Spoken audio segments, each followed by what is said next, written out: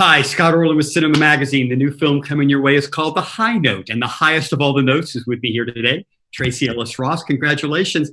Obviously, with the way you were brought up and with who your parent is, one would presume that you probably attended a lot of concerts. Was that kind of a DNA footprint for you into how you wanted your character to evolve? To a certain extent, yes. I mean, I like that expression, actually, a DNA footprint. I think I had an idea of what it looked like and what the experience is when you see someone who is completely at home on stage, who's at in a sense of ease. And although I'm very comfortable on a stage and do love a stage and a microphone, usually I'm hiding behind a little bit of comedy. But Grace Davis didn't hide behind anything. And so that was something I had to call upon. And I think that might be one of the only places that I sort of looked to and remembered a DNA recall.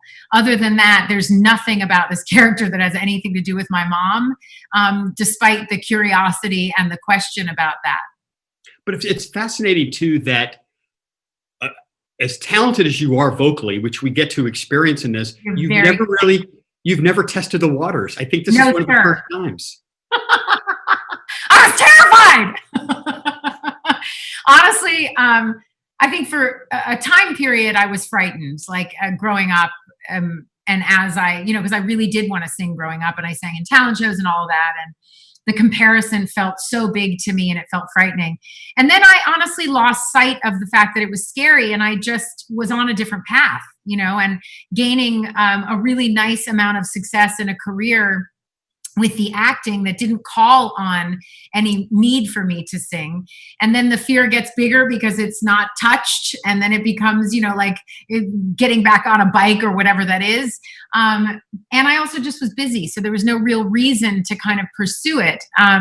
But it's something I always wanted. And so this role came along and I pursued it. I really did. I read this script and I was like, I want this part. This is that moment. There's a great sequence is when you're in the board meeting with all the record executives and you kind of put forward your wish of what you want creatively to do, and everybody shuts you down. And I'm wondering, does that resonate at all? That no matter how successful you get in the business, there are people that don't have your back? Well, I think that's part of the business, and I think that's part of just the reality of life. But I think the poignancy of that scene that then travels into that bathroom moment which we've seen in the trailer, that there's only 4 women, one of which is Black, is over 40, that's had a #1 hit. But that's a room of men, mostly white men, who are telling a woman that basically she's outside of the range of being able to have something new. And it's bullshit. I'm sorry, I don't think I can curse. It's crapola.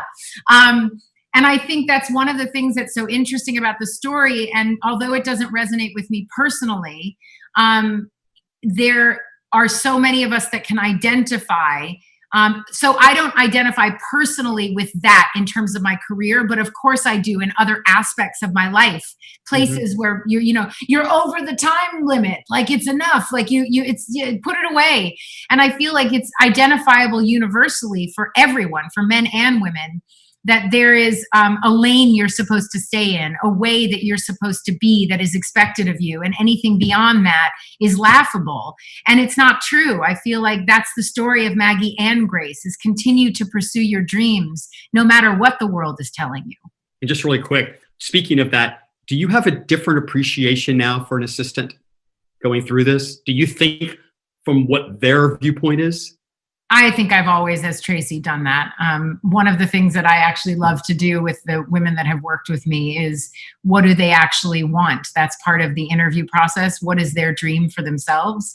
And does this experience of working with me offer any opportunity for you to move towards what you want to be doing as a place to grow and a place to learn new things? So I think if anything, Grace Davis taught me things that one should never do with one's assistant, which I never did, thank God. And you didn't do it with me either, so I appreciate that. Yeah. Thank you so much. Thank you. Best of luck on the high note. And this is Scott Orlin. Till next time. Thank you so much, Scott.